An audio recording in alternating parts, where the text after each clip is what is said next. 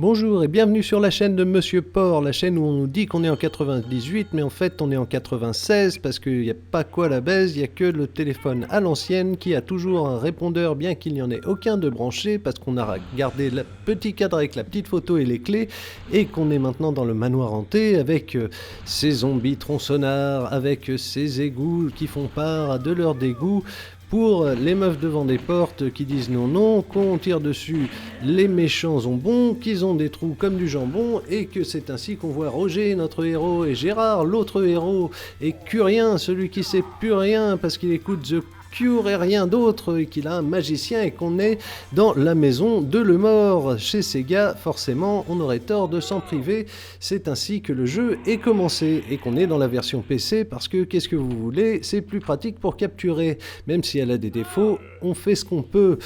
Et qu'on trouve les premiers zombies et qu'on leur tire dessus, et que déjà on a les prémices de ce qui va être un des grands intérêts de ce jeu, déjà le côté série Z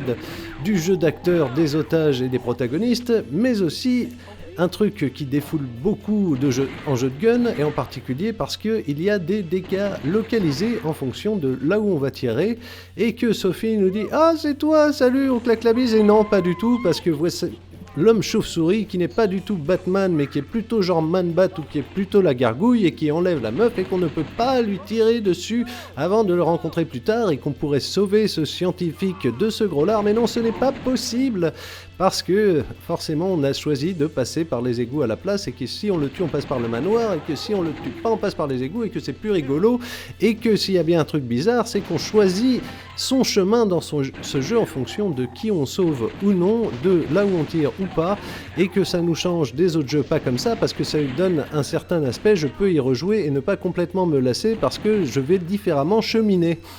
Même dans ce cas-là, on a un autre exemple, parce que le gars nous dit qu'on peut monter à partir de cette pièce-là, si on n'avait pas su, on serait allé par ailleurs, et que Roger le boucher s'est fait trancher par ailleurs, et que c'est le moment de sauver les deux petits autres, parce que tout se fait avec le gun. On a un bouton pour ouvrir une cage, le gun, un bouton pour un ascenseur, le gun, une infestation de grenouilles piranha, le gun. C'est ainsi que l'on parle dans les jeux de tir, c'est ainsi qu'on apprécie d'éclater les grenouilles dorées pour avoir un peu plus de mailles.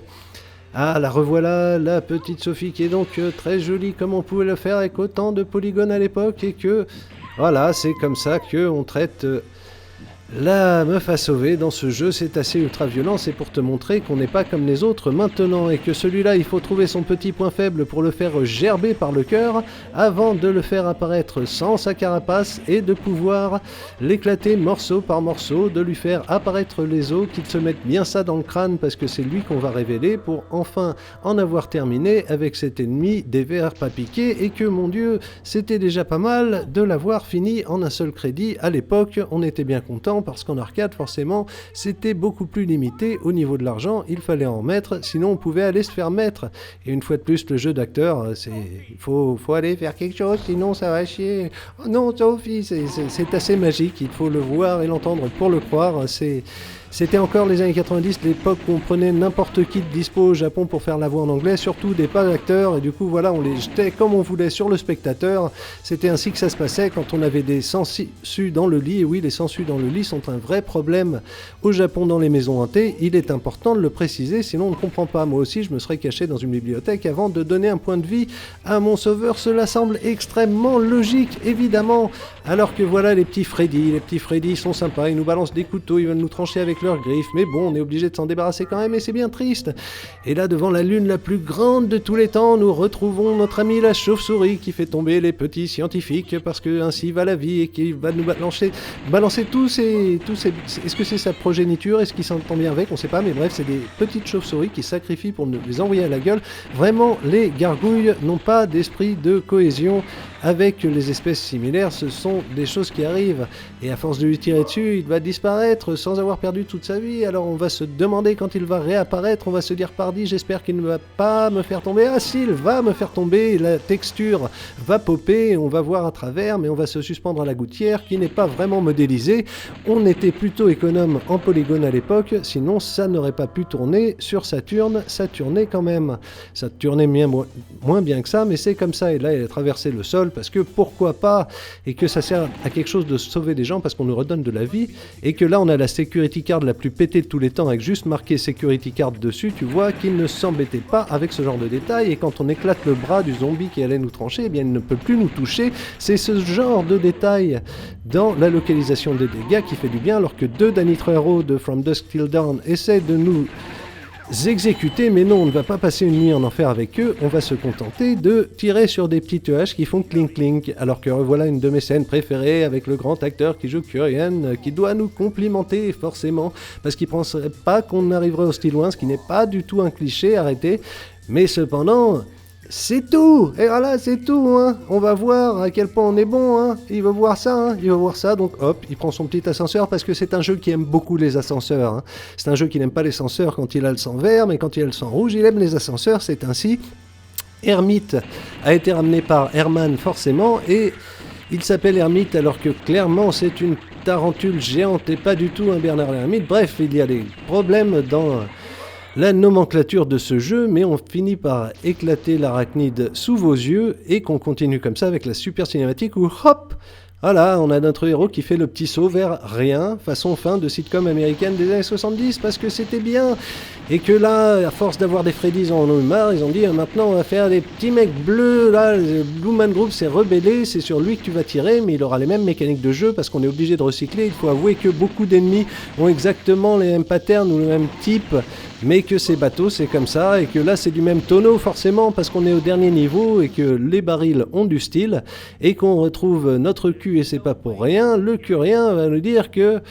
il doit avouer qu'il pensait pas qu'on aurait autant de constance. Bon, on a autant de Roberta, sinon c'est pas très grave. Mais jamais, jamais on ne le battra. Décidément, les dialogues sont extrêmement inventifs, et qu'on va dire bonjour à son masterpiece, le fameux chef-d'œuvre, on lui fait bonjour, bonjour chef-d'œuvre, et que là on sent direct l'ambiance octogone qui n'était pas du tout UFC, mais nettement plus. On n'a pas assez de budget polygoné pour faire plus, et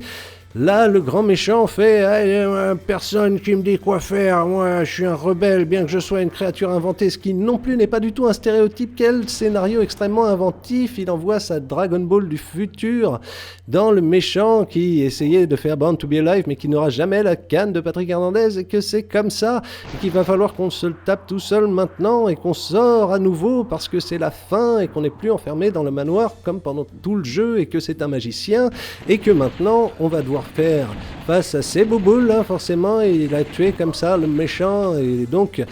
on va devoir le tuer en y faisant face aussi avec ses grosses téléportations futuristes, avec ses points faibles un peu répartis partout qui pulsent comme tout, et qu'on fait face aux bouboules d'Oranginette qui essayent de tomber sur notre niflette, et qu'on va en faire une tartiflette, parce qu'il faut pas déconner quand même. Et qu'on finit par l'exploser, et qu'on finit par en avoir terminé, et qu'on finit par en avoir eu marre de cliquer, forcément, ça se faisait mieux au light gun, mais pour ça, il fallait le support adapté, et que sur un PC, c'était la souris qui nous faisait sourire en éclatant ces zombies, mais on n'a rien vu, hein, pour l'instant, on n'a encore rien vu, c'est vrai qu'on n'a encore rien vu, à part cette explosion totalement pétée, totalement époque modèle 1, totalement Saturne, totalement, regardez-moi cette face de poisson, comme c'est difficile, les textures de l'époque, mais tout est fini, hein. Tout est fini, je n'ai plus rien à perdre, cependant, je dois continuer. C'est du dialogue, entre le dialogue, la manière dont c'est dit, sa démarche à la con, c'est vraiment la totale, c'est assez magique, ça donne vraiment totalement envie, et qui dit au revoir à Kurian, hein, parce que quand même c'est sympa, et qui dit adieu à Sophie, donc il dit au revoir au grand méchant qui s'est fait tuer par le monstre, mais qui dit adieu à la meuf qui était venue sauver, et que pendant ce temps-là il va rentrer à pied, et que donc on te remonte dans le générique tout le jeu comme ça, pièce par pièce, mais vide, avec le mec qui rentre à pied, dans le genre anticlimactique, c'est quand même pas mal, c'était peut-être leur tactique, n'empêche que ça a fini par marcher, à sa voiture il a fini par arriver, et que c'est déjà pas mal de l'avoir terminé, et que merci de m'avoir suivi, et que je vais vous dire à bientôt les amis.